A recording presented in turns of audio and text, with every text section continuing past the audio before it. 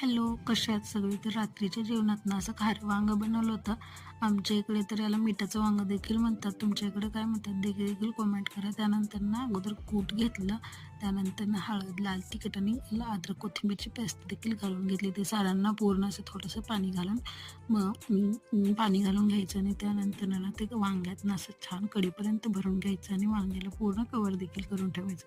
त्यानंतर ना मी छान असे भरून घेतले होते. तर त्यानंतर ना पटकन कढईत तेल तापायला ठेवलं आणि तिकडे तेल तापलंच होतं. तर त्यानंतर जिरे, मोहरी, कढीपत्ता आणि भरपूर सारं लसूण घालून वांगे त्यात घालून घेतले आणि वांग्याला ना मस्त अशा वाफेवरतीच वाफलवून घ्यायचे, जेणेकरून ना ते तेलात इतके छान वापरतात तर जास्त पाण्याची देखील गरज लागत नाही. त्यानंतर ना त्यामध्ये गरम पाणी ॲड केलं रस्सा बनवण्यासाठी आणि ते देखील वाफलवून घेतलं.